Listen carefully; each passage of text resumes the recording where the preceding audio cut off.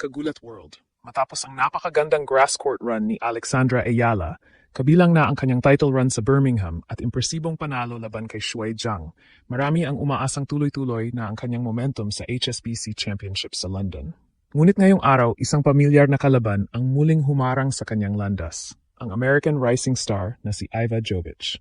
Sa score na 6-2, 6-2, muling nanig si Jovic laban kay Alex sa kanilang ikalawang sunod na paghaharap matapos din siyang talunin sa French Open ilang linggo lamang ang nakalipas. At dito nagsimula ang usapan sa social media.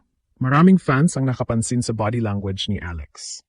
May mga nagsabing pagod siya, may mga nagsabing kulang sa adjustments, habang ang iba naman ay agad nagbigay ng suporta at nagsabing bahagi lamang ito ng kanyang pag-unlad bilang world-class athlete. Pero ang tanong, talaga bang nakakabahala ang pagkatalong ito? O baka naman masyado lang mataas ang expectations matapos ang sunod-sunod niyang tagumpay nitong mga nakaraang linggo? Habang si Jovic ay naglaro na parang veterano sa bilis ng adjustments at consistency ng kanyang ground strokes, si Alex naman ay hindi nakahanap ng tamang ritmo mula umpisa hanggang dulo. Ngunit sa kabila ng resulta, isang bagay ang malinaw. Hindi nabawasan ang pagmamahal at suporta ng mga Pilipino sa kanilang tennis superstar. Ngayong gabi, susuriin natin kung ano talaga ang nangyari sa laban. Pagod na ba? Tactical issue? O simpleng mas magaling lang si Jovic sa araw na ito? Dahil minsan, ang mga pagkatalo ang nagsisilbing simula ng mas malaking pagbabalik. Kung may isang salitang naglalarawan sa naging laban ni na Alex at Iva Jovic, iyon ay frustration. Hindi ito ang Alex na nakita nating naghari sa Birmingham.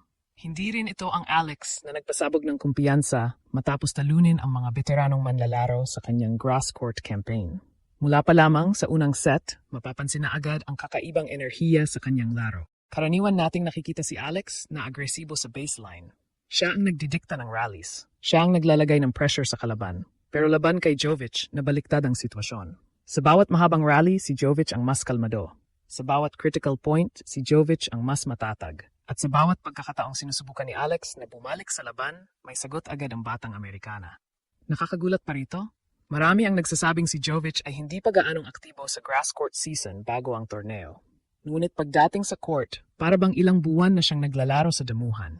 Flawless ang kanyang teaming, malinis ang kanyang footwork, at napakabilis ng kanyang adjustments. Samantala, si Alex ay ilang beses na nakitang umiiling, nakatingin sa kanyang box at malinaw na hindi komportable sa nangyayari sa loob ng court. Dito nagsimulang magtanong ang mga fans. Pagod na ba si Alex? Hindi rin naman imposibleng isipin yon. Sa loob lamang ng ilang linggo, napakaraming emosyonal at physical na laban ang kanyang dinaanan. Mula clay season hanggang grass transition, halos walang pahinga ang schedule. Dagdag pa rito ang pressure ng pagiging mukha ng Philippine tennis sa pandaigdigang entablado. Kapag tumataas ang ranking, tumataas din ang expectations. At kapag bawat laban ay binabantayan ng milyon-milyong Pilipino, hindi biro ang mental fig na kaakibat nito. Ngunit may isa pang anggulo rito. Posible ring hindi simpleng pagod ang dahilan. Posibleng may tactical puzzle si Jovic na hanggang ngayon ay hindi pa lubusang nasosolusyonan ni Alex. Tandaan natin, 2 beses na silang nagharap ngayong season. 2 beses ding si Jovic ang nanalo ng diretsong sets. Ibig sabihin, may pattern nagsisimulang mabuo. At yon ang magiging pinakamahalagang assignment ni Alex habang papalapit ang mas malalaking torneo. Dahil sa elite tennis, hindi sapat ang talento lamang. Kapag may isang kalabang paulit-ulit kang natatalo, kailangan mong hanapin ang susi para mabasag ang kanyang sistema. At sa ngayon, si Iva Jovic ang isa sa pinakamalaking puzzle sa karera ni Alex. Ngayon, dumako tayo sa pinakamahirap ngunit pinakamahalagang tanong. Bakit parang nagiging kryptonite ni Alex si Iva Jovic? Kapag isang beses kang natalo sa isang manlalaro, maaring aksidente lamang iyon. Kapag 2 beses na sunod, lalo na sa magkaibang surface, nagsisimula na magkaroon ng mas malalim na kuwento. Tandaan natin na ang una nilang paghaharap ay nangyari sa clay ng French Open. Doon, nanaig si Jovic sa score na 6-4, 6-2. Marami ang nagsabi noon na baka mas bagay lang talaga ang clay sa US. Pero nang lumipat ang tour sa grass courts, ang surface kung saan napakainit ni Alex matapos ang kanyang title run sa Birmingham, inaasahan ng marami na mag-iiba ang resulta. Hindi nangyari iyon. Sa halip, mas naging dominante pa si Jovic. Ibig sabihin, hindi surface ang pangunahing dahilan. Mas malalim pa roon ang problema. Kapag pinanood mo ng mabuti ang laban, mapapansin na napahusay ni Jovic sa pag-neutralize ng mga lakas ni Alex. Karaniwang epektibo si Alex kapag siya ang unang nakakapagdikta ng bilis ng rally. Ngunit sa laban na ito, si Jovic ang laging unang nakapag-control ng punto. Kapag agresibo si Alex, may sagot si Jovic. Kapag nagpalit ng direksyon si Alex, mas mabilis ang reaksyon ni Jovic. Kapag sinubukan ni Alex na pahabay ng rally, mas handa ang Amerikana sa mahabang palitan. Parang bawat plano ni Alex ay nababasa agad ng kanyang kalaban. At yan ang isa sa pinakamapanganib na sitwasyon sa professional tennis. Hindi dahil mas malakas ang kalaban, kundi dahil komportable siya sa lahat ng gustong gawin mo. Ngunit dito rin makikita ang magandang balita para sa mga Pilipino. Ang ganitong klaseng problema ay kadalasang nalulutas sa pamagitan ng karanasan.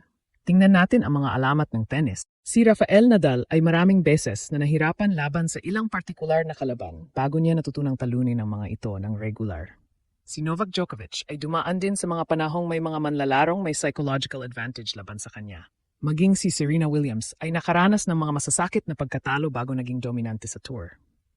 Ang pagkaiba lamang, natuto sila, nag-adjust sila, at bumalik silang mas mabagsik. Ganito rin ang pagkakataong nasa harapan ni Alex ngayon. Hindi natin dapat tingnan ang laban na ito bilang simpleng pagkatalo. Dapat natin itong tingnan bilang isang malaking lesson.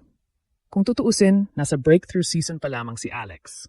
Mula sa pagiging promising junior hanggang sa pagiging isa sa pinakakilalang batang manlalaro sa women's tennis, napakabilis ng kanyang pag-angat. At kapag mabilis ang pag-angat, mas mabilis ding dumarating ang mga pagsubok. Ngunit ang tunay na sukatan ng isang future champion ay hindi kung gaano karaming laban ang kanyang napapanalunan, kundi kung paano siya bumabangon pagkatapos ng mga araw na tulad nito. Dahil sa ngayon, maaring si Iva Jovic ang may hawak ng momentum. Ngunit hindi ibig sabihin noon na habang buhay ng ganoon ang magiging kwento. At habang papalapit ang Wimbledon at iba pang malalaking torneo, isang bagay ang siguradong nasa isip ni Alex. Paano ko tatalunin si Iva Jovic sa susunod? At kapag nahanap niya ang sagot sa tanong na iyon, doon magsimula ang susunod na kabanata ng kanyang pag-angat. Ngayong araw, hindi si Alex ang nanalo. Hindi rin ito ang resulta na inaasahan ng milyon-milyong Pilipinong sumubaybay sa kanyang laban. Ngunit kung may isang bagay na napatunayan ng pagkatalong ito, iyon ay ang katotohanang nasa proseso pa rin ng paghubog, ang isa sa pinakamalalaking bituin ng Philippine sports. Ang mga tunay na kampiyon ay hindi nabubuo sa mga araw ng tagumpay lamang. Nabuo sila sa mga araw na sila ay nadadapa, nasasaktan, at napipilitang maghanap ng bagong paraan para bumalik. Kaya para kay Alex, maaring masakit ang araw na ito. Ngunit para sa kanyang mga tagahanga, nananatiling malinaw ang mensahe. Isang laban lang ito. Hindi ito ang katapusan ng kuwento. At kung may isang atleta na kayang gawing inspirasyon ang pagkatalo at gawing tagumpay ang mga aral nito, si Alex mismo iyon. Ngayon, nagulat ang Pilipinas. Ngunit huwag kayong magtataka kung balang araw si Alex naman ang muling gugulat sa buong mundo.